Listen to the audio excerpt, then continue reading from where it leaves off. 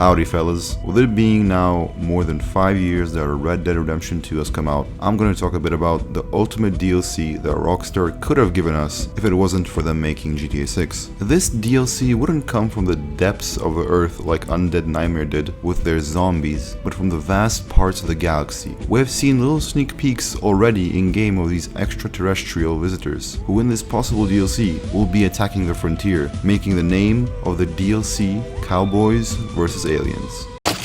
Yep, just like the film. I know, not very original. The DLC will start exactly where the main story left off. As Arthur Morgan lies dead on the mountain, the sun goes up and the moon rises as days pass. He lays there with no one to get him, when out of nowhere a light appears from above. The sentient light picks his corpse up, carrying him away. There would be visions of aliens operating on Arthur from his point of view, the light blinding him in the operating room. Arthur would then wake up in a chamber, not sure what had happened to him, his body scarred and bones showing slightly. He would not remember all the events that had occurred to him in the days before his death. He crawls off the cold metal table, finding his clothing and weapons on the table next to him. He makes a daring escape, shooting at the aliens as they shoot back at him with their alien tech. As he runs from room to room, one of the doors he stumbles upon opens into Earth's atmosphere. Arthur, looking back at the aliens chasing him, makes a jump back to Earth.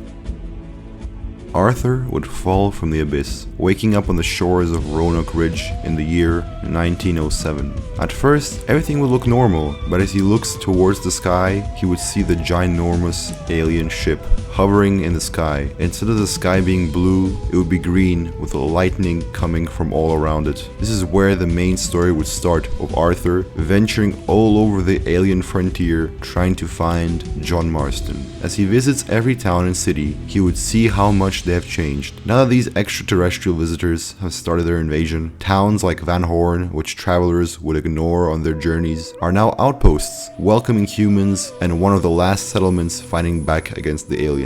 While Saint Denis, a flourishing city, has fallen into chaos, with aliens patrolling the streets, taking humans as their slaves. As Arthur makes his way west, liberating towns and settlements, helping people out and defeating alien scum, Arthur would find hints of John and his family being close, like people telling him of a scarred man like John, helping them also fight off aliens. Arthur would follow these clues until he arrives at Beatrice Hope in West Elizabeth. There, Arthur would reunite with John, Charles, Sadie, and Uncle, who would inform him that Abigail and Jack have been abducted by the aliens. This would make the gang storm the alien spaceship with the use of air balloons in order to rescue John's family. With their steampunk air balloons, they would fly to the giant spaceship, rescue John's family, along with rigging the ship to blow.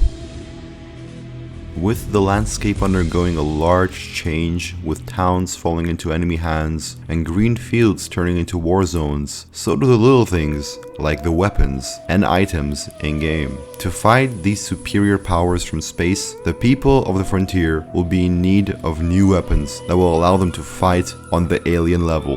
This means that there will be all sorts of new weapons with futuristic technology like plasma Lancaster repeaters and laser bolt action rifles. Along with the new weapons of mass destruction, there will be new alien artifacts like spaceships, treasure, and trinkets, which will help you in Arthur's fight to find John and fight off the alien forces, but also uncover the secret behind their species and their invasion of the frontier.